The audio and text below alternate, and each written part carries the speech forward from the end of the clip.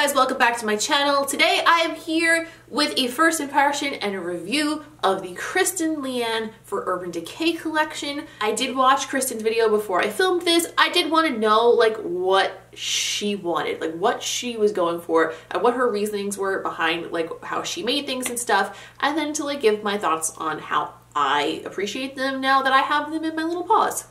Before we start playing with the products, I do want to say that I am so happy for Kristen Leanne. I think she's so unique and so cool, and I think that it's great to see somebody who is a little bit not cookie cutter per se doing a huge collaboration with a brand, and I can't imagine a better brand than Urban Decay to do something like this with Kristen, so I think it's really awesome. I'm going to put some timestamps in the description so that way if you're only interested in seeing like say the Daydream palette or the Kaleidoscope palette or like one particular item or palette from this collection, you don't have to sit through me talking about all of them. You can just see me apply them at your leisure. I also tried to make sure that I use as many of the products as possible in this tutorial, so you guys will get to see like pretty much all of them with the exception of a few shades of the eyeshadows, but pretty much everything is on my face right now, like all of it, all of it. Before we get into the tutorial, please don't forget to give this video a thumbs up because I would really appreciate that.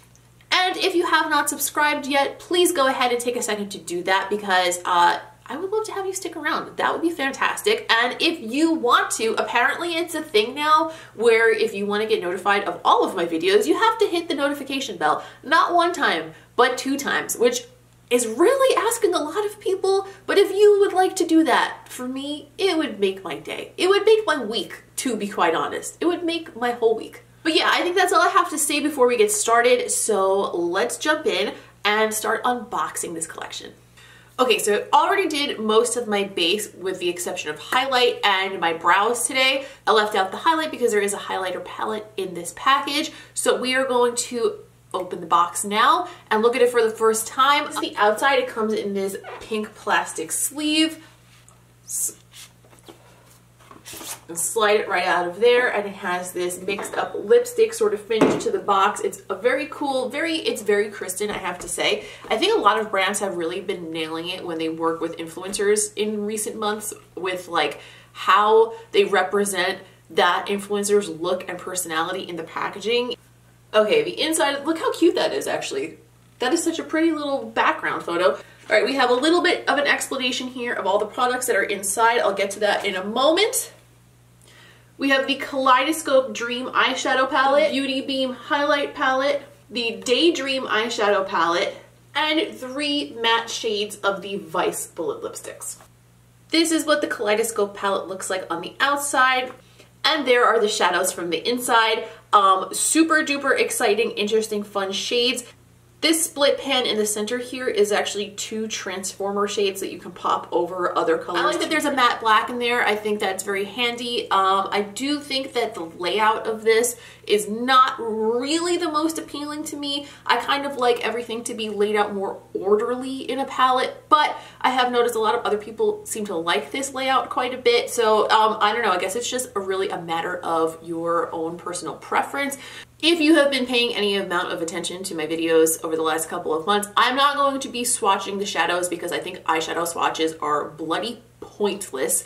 It doesn't matter what they look like when you swatch them or when you kind of dip your finger into them. Like, I don't mind doing them quickly on Instagram stories just to kind of get an idea of formula, but really for a review and first impression video, I think it's really pointless. So we're just going to use them on the eyes. I also usually try to use the palettes again later on and let you guys know what I think after I've used them for a while, and I also will be using them frequently on Instagram and stuff like that in the next couple of weeks to really wrap my head around how I feel about the products. Here we have the Daydream eyeshadow palette. The background is like really cute whipped frosting. It looks very delicious.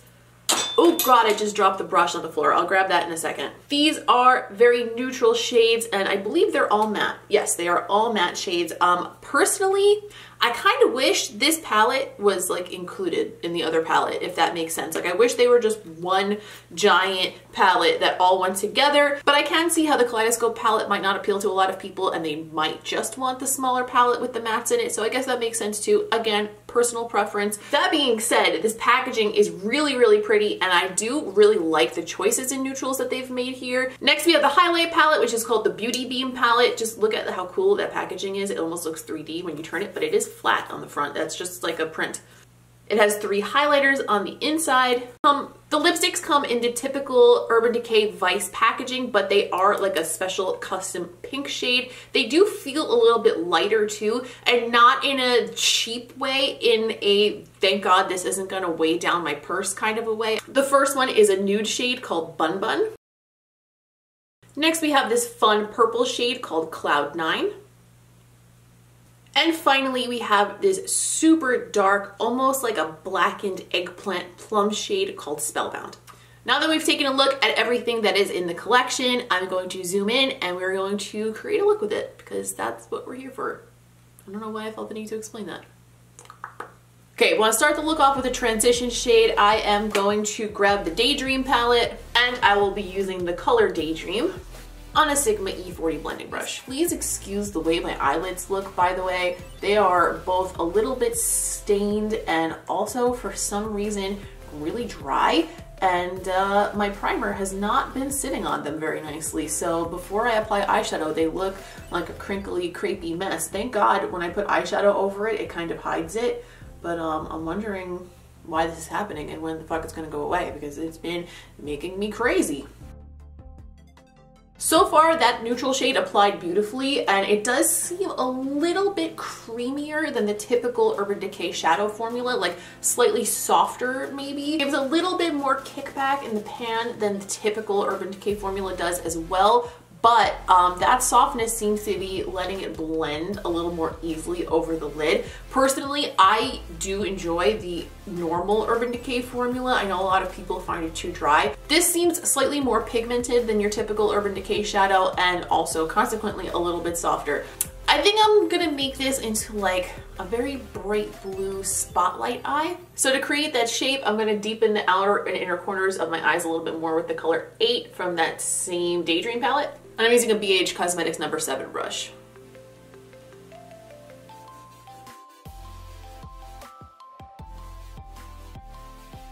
Okay, next I'm going to pick up the Kaleidoscope palette and a little bit of this shade TRM. Kristen did say in her video what LCW and TRM stood for, and now I can't remember what she said and I'm a little upset with myself. I'm also annoyed that there's a bald patch in my eyebrow and I'm going to fix that right now as well.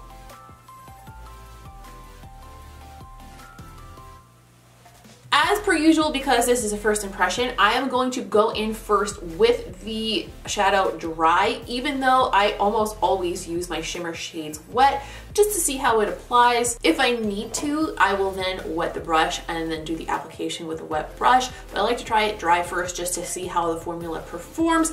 Personally, if I have to wet it, that is not a negative thing for me because I find that I like most shimmery shades better when I use them wet, but I like to show you guys both because I know not everybody likes to do that. And I'm using this flat brush that they call a smudge brush from Thrive Cosmetics. However, I like this just to apply shadows because it's like a nice flat, stiff brush.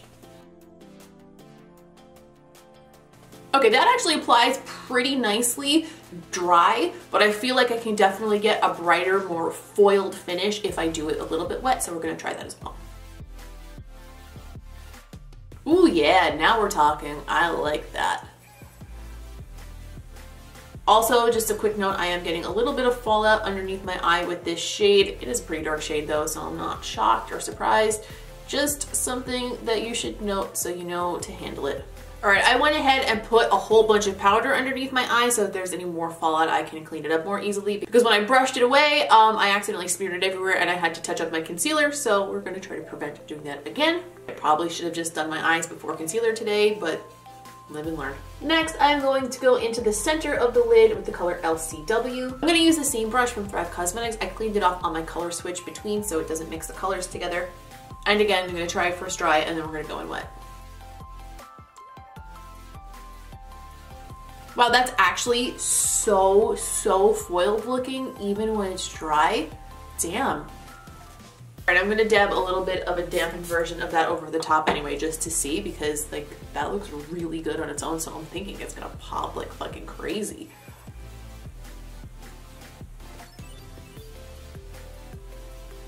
Woohoo! Ooh, I like.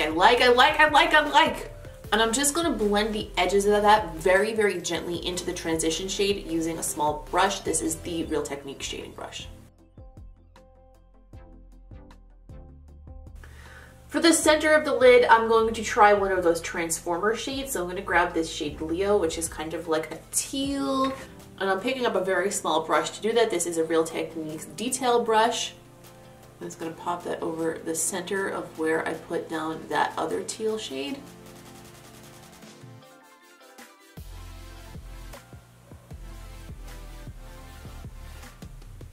And I'm gonna drag that color up a little bit over my crease because I want to see how that color shifts when I put it over the warmer tones.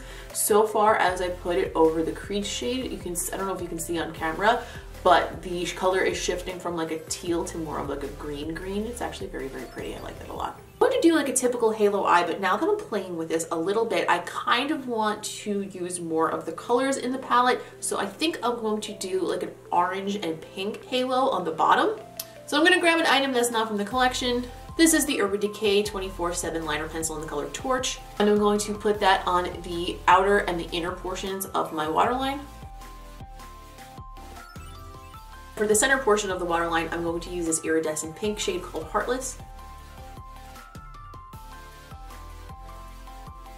I'm going to pick up this Sigma E80 pencil brush in the color Tahine and start smoking the inner portion and the outer portion of the lower lash line with that color. Wow, as I dip that brush into that pan, that is a very, very soft pigmented shadow. I didn't get a messy bunch of kickback from it, but that's definitely softer than your typical Urban Decay shadow. I think, in my opinion, so far, that's a good thing. And I think most people are going to enjoy that about this palette. If you're not somebody who typically loves Urban Decay shadows to begin with, especially. Holy mother, that is crazy pigmented. Wow. I'm going to pick up a clean brush to blend those edges out. I'm going to use the MAC 217 brush. Please note that there is a lot of fallout from the way I just applied that. Again, not something that bothers me, but if it bothers you, they do have a bit of fallout.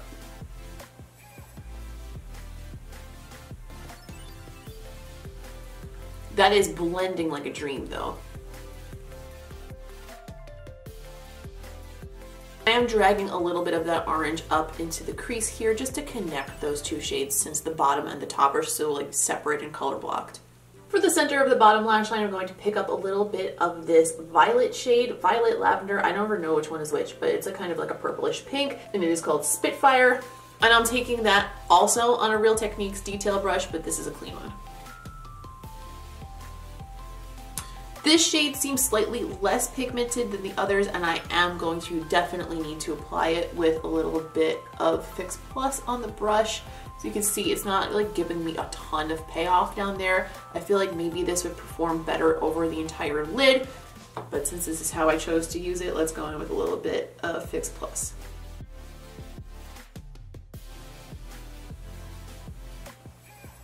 That's much better. Over that, I'm going to use a little bit of this other transformation shade called Brixton. That shade is definitely like a little bit whiter and brighter than I was expecting it to be. Okay, so I think the eyes are pretty much where I want them to be. I'm just gonna go pop on some lashes and some mascara and wipe away this extra powder with a little bit of fallout, and then we can try out the highlighters and the lipsticks. Before I do my lashes, I decided that I want to amplify the spotlight effect just a little bit, so I'm going to take some white liner. This is the Bump Razor Sharp Liner from Urban Decay as well. It's going to be pretty much an all Urban Decay look, it seems, and I'm going to paint that onto the lashes, just the ones that are in the center where that pink shade is, so that that brightness pops a little bit more. Now I'm going to apply normal lashes and mascara, and I'll be right back. Okay, I popped on my lashes. These are the House of Lashes Sephora collection Juliet lashes. I absolutely love these. They're so pretty and like fluffy and natural.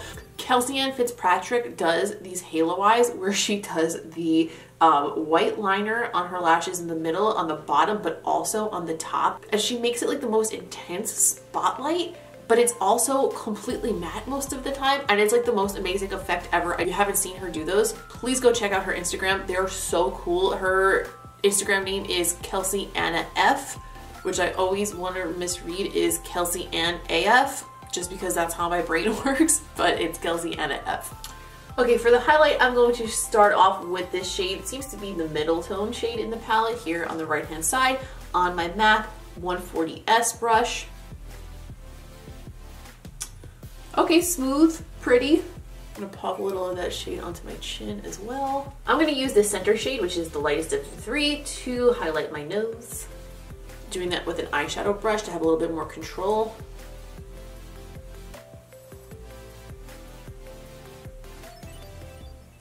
My nose contour is definitely not blended enough right now, but I'm just gonna roll with it. I'm gonna skip the darker of those three highlight shades because it's definitely too dark for me. I can tell just by looking at it in the pan, but I think it's really nice that it's in there so people who have a deeper skin tone have a little bit of color to play with. For the lipsticks, I know that I want to use the brighter colors with this look because I feel like it's a what would Kristen do situation, and Kristen would use the bright colors. But I'm going to show you how the nude shade Bun Bun looks first.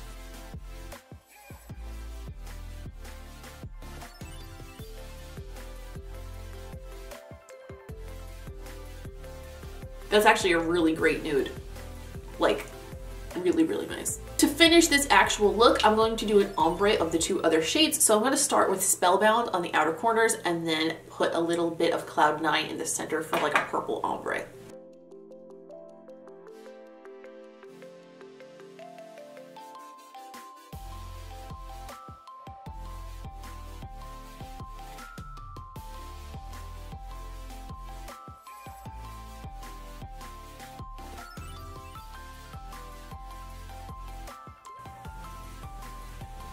And here's the finished look. Okay, so now that the look is done, some final thoughts on the products. The Daydream palette, the colors are beautiful nudes. They are absolutely buttery and pigmented, and I enjoy the formula very much. Personally, I would not go out and buy this palette in and of itself just because I do own so many neutral, so many matte shades in various palettes, including from Urban Decay, that I like very much already. But if you're looking for a very high quality neutrals, like nudie tone only matte palette that's really sleek that you can probably travel with or keep in your purse if you need to do that, I would definitely highly recommend it. The formula is outstanding. I definitely think that it's a lot creamier and more pigmented than the typical Urban Decay shadows tend to be. This palette doesn't seem to be as crazy pigmented as the Kaleidoscope palette, which I'll get to in a second, but it is definitely more soft and pigmented than the typical Urban Decay formula. Okay, the Kaleidoscope palette itself. To me, this is like the centerpiece of this collection, and it's definitely the most Kristen of this collection. These two shades, LCW and TRM, are beautiful, beautiful, shimmery, metallic shades. Blues are very, very difficult to work with and difficult to formulate, and I had one of the easier times I've ever had using blue shadows. Using these two, there was a bit of fallout, specifically with TRM, but to be fair, I was using a lot of it on my brush, so it was probably a little bit worse than it normally would even be. The shade Tahine on the top here, this is one of the craziest, most pigmented eyeshadows I've ever had from Urban Decay. I've never had an Urban Decay shadow like that before, ever. The shade is beautiful and it blended like butter. It blended perfectly, but I did get a lot of kickback in the pan and I did get a little bit of fallout on my cheeks from it. So if you don't like soft shadows that kick back and fall out, you might not like that. But if you are looking for an orange shade that is just like knock your socks off pigmented, it's crazy. It's really good. I found that the shade Spitfire was not quite as pigmented as I would like it to be, but I do really like the shade of it. I feel like if I used the shade over my whole lid, I would enjoy it a lot more than using it in like a small space. So I'm gonna go back and play with that one a little bit more, but it's definitely not as intensely pigmented as some of the other shades in the palette. I really like the two Transformer shades. I especially like the shade Leo, which is like the greenish one. I really enjoy those types of eyeshadows because I feel like it gives you more options with shadows that you already have, whether they're in this palette or another palette. I feel like these shades will look banging over the black, which I did not get to play with today. One of the shades that I did wind up not using in this look, which I'm actually surprised, but the blue was a lot darker than I expected it to, so I didn't need the black to deepen that up. So we'll have to get to that another day. And I actually did not test out the brush in here because, quite frankly, I forgot it was in there until right now. The lipsticks are beautiful. I'm not sure if these are formulated differently than their typical Vice lipsticks, but they did seem more thick and creamy and pigmented than their usual Vice lipsticks. I think maybe it's because they're matte, because a lot of the ones that I tend to use from the Vice lipsticks in like the main collection are the ones that have a little bit of a metallic finish or were like meant to be a more sheer shade. These are super creamy, super pigmented. To compare them to the Kat Von D ones that I recently reviewed, the new Studded Kiss cream lipsticks, these are slightly less pigmented, but they're also less stiff. The color Spellbound, the darkest one, is a mega matte as opposed to a comfort matte. Personally, I find that the comfort mattes are actually more of a satin finish in my opinion, and the mega matte is just more of a classic matte. When I hear mega matte, I would expect it to be almost like the retro matte from MAC, but it's more of like the regular matte lipsticks from MAC, if that makes sense. Either way, all three of these lipsticks are stunning, and the color Bun Bun, the nude shade, is like one of my dream nudes. Like, it looks like a delicious latte on your lips, but it also doesn't wash me out. Being a little bit more on the fair side, sometimes nude shades are a little tricky for me, and the two other shades, loving them. And last but not least, the Beauty Beam Highlight Palette. The highlighters are beautiful. They sat beautifully on my skin. They're a great undertone. I don't feel like they're either too cool or too warm, which is great if you're looking for like a highlight that you can reach for all the time. The formula is nice. They're not like the most insanely blinding, oh my god, highlighter I've ever seen, but I kind of like that. I like a highlighter that I don't have to be super careful with because I'll look a little bit over the top if I don't, you know what I mean? I think my life is just a little bit oversaturated with highlight at this point, so it's like hard to get like mad excited about it, but these two shades that I used here, they both performed really beautifully. If you're looking for an everyday highlight, this might be your go-to. Overall, I think this collection is beautiful. I think it's very representative of who Kristen Leanne is as a person and what her makeup looks are like. As you can see, the look that I came up with just kind of by default came out as a total color bomb, and to be honest with you, this dreary winter months, I kind of need that in my life, so I'm really excited about this, and I'm very excited to go photograph it right now. If I had to choose my favorite items from this collection, I would definitely say the Kaleidoscope palette and the nude lipstick, the shade Bun Bun. I think that they are both my favorites, and I know that it's a little bit out of character for me to choose a nude lipstick like that because normally I choose like the wild colors, but it really is that nice of a nude that I think that it might become like my go-to nude cream lipstick right now. Although I have been excessively hooked on Ophelia by Kat Von D, so it's going to have a bit of a run for its money, but it's definitely up there. And that is all for today. Thank you guys so much for watching as always. Please don't forget to give this video a thumbs up if you enjoyed it because that really helps me out and I would really appreciate it.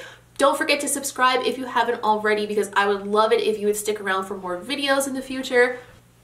And while you're here, please go ahead and follow me on social media. I'm at Ms. Quinface on Instagram, Snapchat, Twitter, basically anywhere that you would like to find me, I am at Ms. Quinface. That's all for today. I hope you guys enjoyed watching this first impression. Let me know if you're going to purchase anything from the Kristen Leanne collection with Urban Decay down below in the comments, and I will see you in the next one.